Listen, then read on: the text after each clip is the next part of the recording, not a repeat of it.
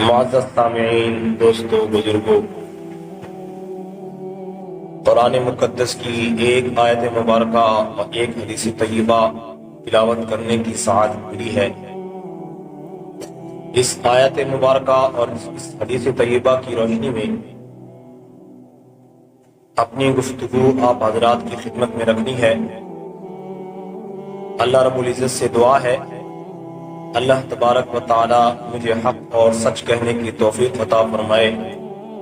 اور ہم سب کو سن کر سمجھ کر عمل کرنے کی بھی توفیق عطا فرمائے۔ جس آیت مبارکہ اور جس حدیث مبارکہ کی تلاوت آپ حضرات نے سنی ہے، ان کے اندر اللہ کے محبوب پیغمبر صلی اللہ علیہ وسلم کے ساتھ محبت اور عقیدت کا پیغام دیا گیا ہے۔ جتنے بھی ایمان والے ہیں وہ اپنے نبی سے، اپنے پیغمبر سے، اپنے رسول سے عقیدت اور محبت رکھنا اپنے ایمان کا جزو لازمی سمجھتے ہیں، کیونکہ اللہ کے محبوب پیغمبر صلی اللہ علیہ وسلم وہ عظیم ہستی ہیں کہ جن کی عقیدت اور محبت کے بغیر نہ ایمان مکمل ہو سکتا ہے، نہ دین مکمل ہو سکتا ہے، نہ دنیا سنور سکتی ہے، نہ آخرت سنور سکتی ہے۔ ایمان کی تکمیل کے لیے، ایمان کو مکمل بنانے کے لیے، دین کی تکمیل کے لیے اور دنیا آخرت کی کامیابی کو سمیٹنے کے لیے جو بنیادی حیثیت حاصل ہے وہ اللہ کے محبوب پیغمبر صلی اللہ علیہ وسلم کے ساتھ عقیدت اور محبت ہے۔ جو سینہ اللہ کے نبی صلی اللہ علیہ وسلم کی محبت سے خالی ہے، جو سینہ اللہ کے محبوب پیغمبر صلی اللہ علیہ وسلم کی عقیدت سے خالی ہے، اس سینے میں نہ دین آ سکتا ہے نہ ایمان آ سکتا ہے۔ تو دین اور ایمان کی حصول کے لیے ضروری ہے کہ انسان کا سینہ، بندے کا سینہ اللہ کے محبوب پیغمبر صلی اللہ علیہ وسلم کی محبت سے بھرا ہوا۔ چنانچہ اللہ تبارک و تعالی قرآن مقدس کے اندر ارشاد فرماتے ہیں، قُلْ إِن كُنتُمْ تُحِبُّونَ اللَّهَ فَاتَّبِعُونِي يُحْبِبْكُمُ اللَّهُ وَيَغْفِرْ لَكُمْ ذُنُوبَكُمْ۔ اللہ تبارک و تعالی اپنے محبوب پیغمبر صلی اللہ علیہ وسلم کو خطاب کرتے ہوئے ارشاد فرماتے ہیں کہ اے محبوب پیغمبر صلی اللہ علیہ وسلم، اپنی امت کے لوگوں کو یہ پیغام سنا دیجئے، اللہ کا یہ فیصلہ سنا دیجئے، اللہ کا یہ حکم سنا دیجئے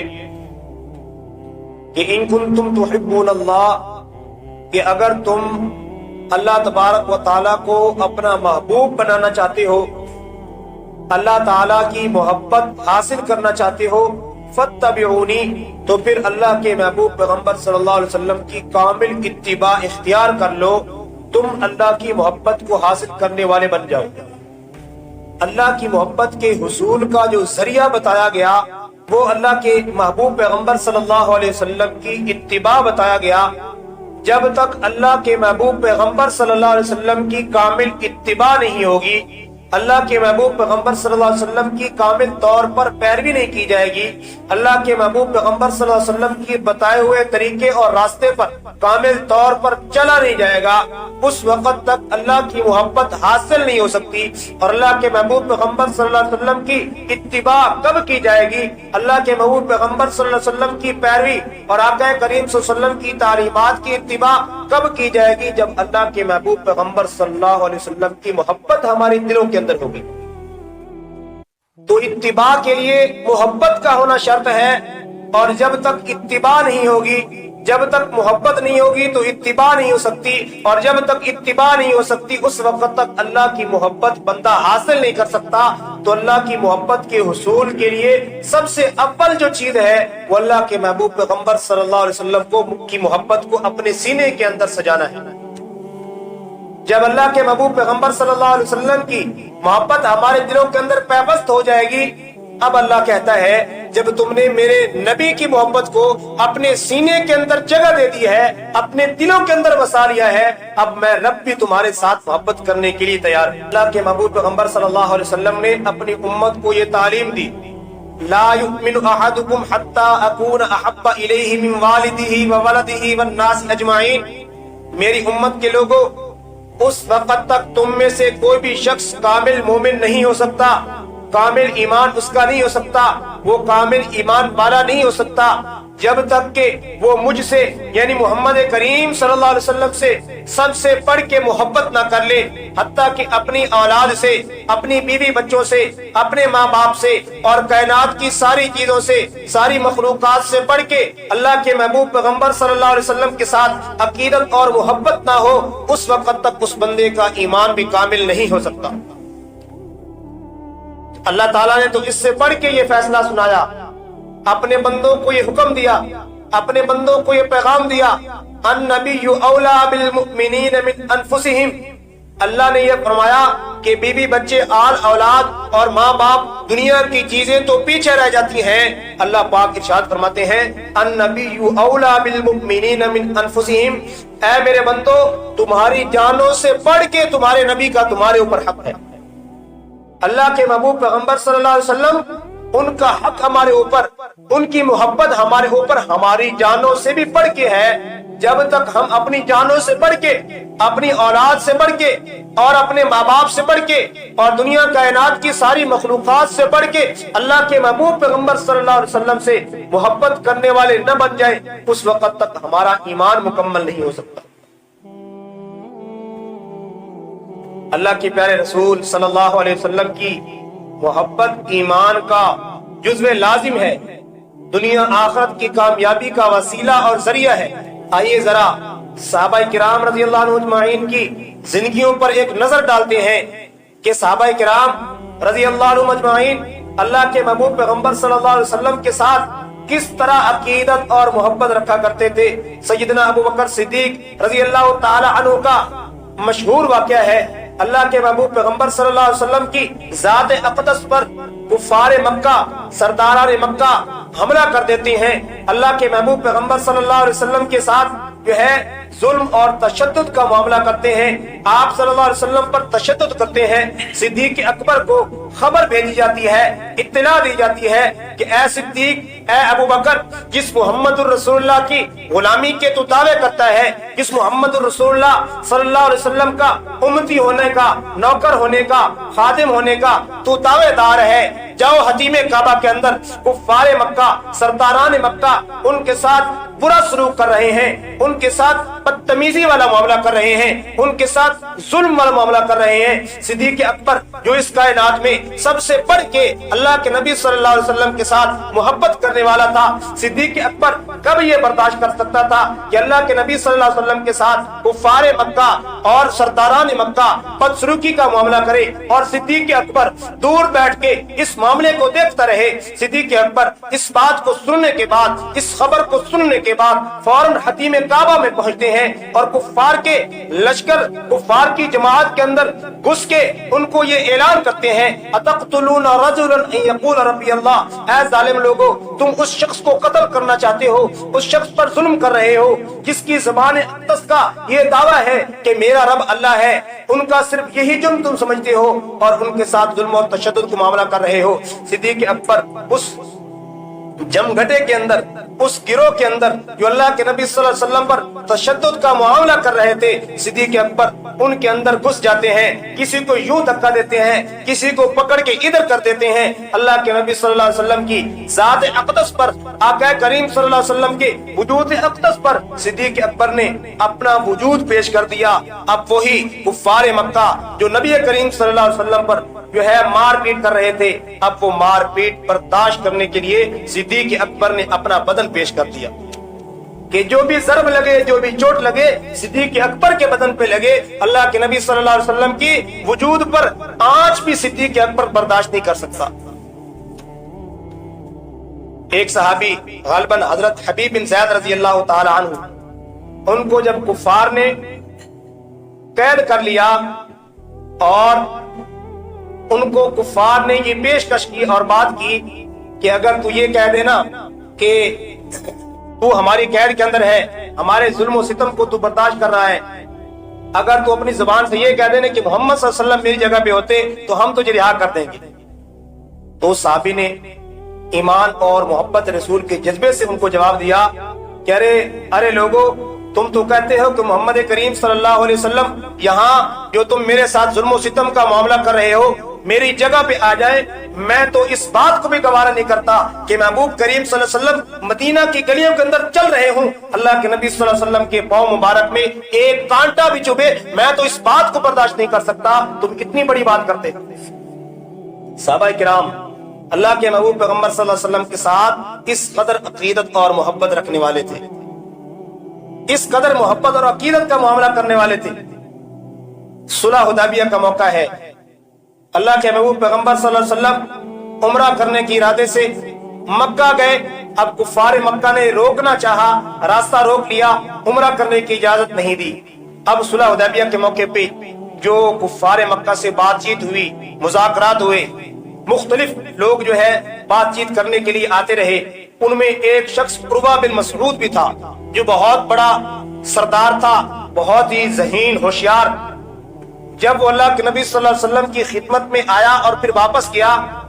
اور کفار مکہ کے لشکر میں واپس پہنچا، بعد میں ان کو اللہ نے ایمان کی دولت سے نوازا، اس وقت تک مسلمان نہیں ہوئے تھے۔ عروہ بن مسعود واپس کفار مکہ کے پاس پہنچے اور ان کو کہا کہ ارے مکہ کے لوگوں، اے کفار مکہ، اے سرداران مکہ، میں بڑے بڑے بادشاہوں کے درباروں میں گیا ہوں، میں نے بڑے بڑے بادشاہوں کی مجلسوں کے اندر شرکت کی ہے،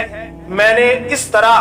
معاملہ جو محمد کریم صلی اللہ علیہ وسلم کے صحابہ اپنے نبی سے، اپنے محمد صلی اللہ علیہ وسلم سے جو محبت کا عقیدت کا معاملہ کرتے ہیں، میں بڑے بڑے بادشاہوں کی مجلس میں گیا ہوں، میں نے کبھی بھی کسی درباری کو اس قدر عقیدت اور محبت کا معاملہ کرتے نہیں دیکھا جس طرح محمد کریم صلی اللہ علیہ وسلم کے صحابہ آقا کریم صلی اللہ علیہ وسلم کے ساتھ عقیدت اور محبت کرنے والے ہیں۔ خدا کی قسم، جب وہ اپنا لعاب مبارک، تھوک مبارک پھینکتے ہیں تو وہ اس کو بھی زمین پر گرنے نہیں دیتے، اس کو بھی بدن پہ ملنا اپنے لیے سعادت سمجھتے ہیں۔ جب وہ وضو کرتے ہیں تو آقا کریم صلی اللہ علیہ وسلم کے وضو کا پانی زمین پر گرنے نہیں دیتے، وہ بھی کسی کے بدن پہ پڑتا ہے، کسی کے ہاتھ پہ پڑتا ہے اور اس کو اپنے بدن پر ملنا سعادت سمجھتے ہیں۔ خدا کی قسم، اتنی عقیدت، اتنی محبت، اتنی عزت، اتنا احترام میں نے کسی شخص کا نہیں دیکھا جتنا محمد کریم کے غلام اور صحابہ ان کا احترام کرتے ہیں۔ تو اللہ کے نبی صلی اللہ علیہ وسلم کی ذات اقدس کے ساتھ صحابہ نے اس قدر محبت کی ہے اور اس محبت کا ایک عملی ثبوت دیا ہے۔ صرف ہماری طرح نہیں کہ زبان سے تو محبت رسول کے دعوے ہیں، زبان سے تو عشق رسول کے دعوے ہیں، زبان سے تو غلام رسول ہونے کے جو ہے غلامان محمد ہونے کے زبان سے دعوے ہیں، لیکن جب عمل کی بات آتی ہے تو عمل سے تو بظاہر یہی لگتا ہے کہ ہمارا واسطہ نبی کریم صلی اللہ علیہ وسلم کے ساتھ دور دور تک نہیں ہے۔ ارے وہ بھی لوگ تھے، دو صحابہ کا واقعہ ہے، حضرت ربیعی بن حراش اور حذیفہ بن یمان رضی اللہ تعالی عنہ شاہ روم کے دربار میں جاتے ہیں بات چیت کرنے کے لیے، مذاکرات کرنے کے لیے۔ اب وہی مسلمانوں والا سادہ زندگی ہے، سادہ لباس ہے، پھٹے پرانے کپڑے ہیں، اب وہ شاہی دربار ہے، شاہ روم ہے، دنیا کی سپر پاور، دنیا کا طاقتور ملک ہے، ان کے دربار میں پہنچتے ہیں۔ دربان نے دروازے پہ روک لیا، کہا کہ تم اندر نہیں جا سکتے۔ کیوں نہیں جا سکتے؟ بھائی اس لیے نہیں جا سکتے، تمہاری یہ خستہ حالت، تمہاری یہ پھٹے پرانے کپڑے، تمہارا یہ جو ہے عجیب سا حلیہ بادشاہ کے دربار میں جانے کے لائق نہیں ہے۔ تو انہوں نے کیا کہا کہ یہ جو حلیہ تمہیں نظر آ رہا ہے، یہ جو پھٹے پرانے کپڑے تو جو تمہیں نظر آ رہے ہیں، یہ ہمارے رسول، ہمارے پیغمبر کی جو ہے سنت ہے اور ان کا بتایا ہوا یہ لباس ہے، ہم اس لباس کو کبھی نہیں اتاریں گے۔ اور حضرت ربیعی بن حراش رضی اللہ عنہ کے پاس ایک خستہ حالت ٹوٹی پھوٹی تلوار تھی۔ اب اس جو ہے دربار کا جو دربان تھا، چوکیدار تھا، اس نے مذاق اڑایا، اس نے ہنسی بنائی کہ ارے تمہارے پاس یہ ٹوٹی ہوئی تلوار، اس ٹوٹی ہوئی پرانی سی فرسودہ تلوار سے تم روم فتح کرنے نکلے ہو۔ تو حضرت ربیعی بن حراش نے فرمایا کہ تم نے ابھی یہ تلوار دیکھی ہے، اس تلوار کو چلانے والا ہاتھ تم نے نہیں دیکھا۔ ان سے فرمایا کہ جاؤ، جو تمہاری نظر میں سب سے زیادہ مضبوط ڈھال ہے وہ لے کے آؤ۔ چنانچہ ڈھال لائی گئی۔ ربیعی بن حراش رضی اللہ تعالیٰ عنہ نے ایک ہی وار کیا اور وہ مضبوط ڈھال جو ان کی نظر میں سب سے زیادہ مضبوط تھی، ان کے ایک وار سے ہی دو ٹکڑے ہو گئے۔ تو انہوں نے فرمایا کہ تم نے ابھی تلوار دیکھی ہے، اس تلوار کو چلانے والا ہاتھ تم نے نہیں دیکھا۔ چنانچہ اس بادشاہ کے دربار میں پہنچے، اس سے کچھ بات چیت ہوئی۔ جو مقصد کی بات میں آپ حضرات کی خدمت میں عرض کرنا چاہتا ہوں، بات چیت کرنے کے بعد، مذاکرات کرنے کے بعد جب شاہی دسترخوان لگا اور دسترخوان پہ بڑے بڑے وزراء بیٹھے ہیں، بڑے بڑے لوگ بیٹھے ہیں، اب یہ دو صحابہ بھی اسی دسترخوان پہ بیٹھے ہیں۔ حضرت حذیفہ رضی اللہ تعالی عنہ جب کھانا کھا رہے تھے تو ان کے ہاتھ مبارک سے ایک لقمہ نیچے گر گیا۔ اب اللہ کے محبوب پیغمبر صلی اللہ علیہ وسلم کی سنت یہ ہے کہ جب دسترخوان پہ کوئی لقمہ گرے تو اس کو اٹھا کے کھا لینا چاہیے۔ اللہ کی نعمت ہے، رزق ہے، اس کی ناقدری نہ ہو، اس کی قدر کرتے ہوئے اللہ کے محبوب پیغمبر صلی اللہ علیہ وسلم کی یہ سنت ہے کہ گرے ہوئے لقمے کو اٹھا کے کھا لیا جائے۔ اب اس سنت کی اتباع کرتے ہوئے حضرت حذیفہ بن یمان رضی اللہ تعالی عنہ نے اس لقمے کو اٹھانے کی کوشش کی تو ساتھ والے صحابی نے یوں کونی ماری اور کہا کہ یار مقصد یہ تھا کہ یار اتنے بڑے بڑے لوگ بیٹھے ہیں، بڑے بڑے بادشاہ بیٹھے ہیں، بڑے بڑے وزراء بیٹھے ہیں، وہ دیکھیں گے تو کیا سوچیں گے کہ انہوں نے کبھی کوئی کھانے کی چیز نہیں دیکھی کہ نیچے سے اٹھا کے دیکھ رہے ہیں۔ تو حضرت حذیفہ رضی اللہ تعالی عنہ نے جو جواب دیا نا، وہ میرے اور آپ کے لیے، تمام امت مسلمہ کے لیے بہت بڑا سبق ہے، اور ان کے لیے بہت بڑا سبق ہے جو معمولی باتوں کی وجہ سے اللہ کے محبوب صلی اللہ علیہ وسلم کی سنت کو چھوڑ دیتے ہیں اور یہاں تک کہہ دیتے ہیں کہ بھائی یہ سنت ہی تو ہے، کوئی فرض تو نہیں ہے۔ ہمارے لیے بہت بڑا درس عبرت ہے، بہت بڑا سبق ہے۔ تو حضرت حذیفہ رضی اللہ عنہ نے فرمایا اترکو سنت حبیبی لہؤلاء الحمقاء، ارے میرے بھائی،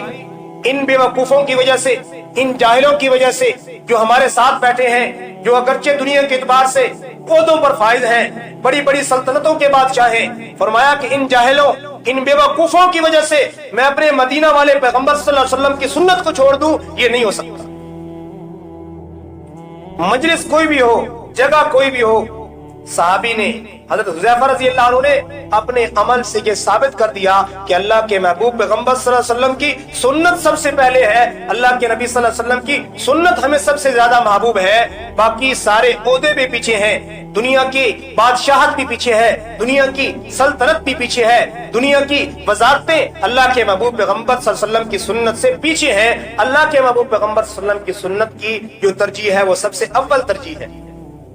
تو میرے بھائیو، ہمارے لیے آج کی اس گفتگو کا جو مقصد ہے کہ ہم اللہ کے محبوب پیغمبر صلی اللہ علیہ وسلم کی سنت کو، آقا کریم صلی اللہ علیہ وسلم کی شریعت کو، آقا کریم صلی اللہ علیہ وسلم کی جو ہے تعلیمات کو کامل طور پر اتباع اس کی کرنے والے بن جائیں، تب ہم سچے محبت رسول کرنے والے سمجھے جائیں گے۔ اگر محض یہ دعویٰ زبان تک ہے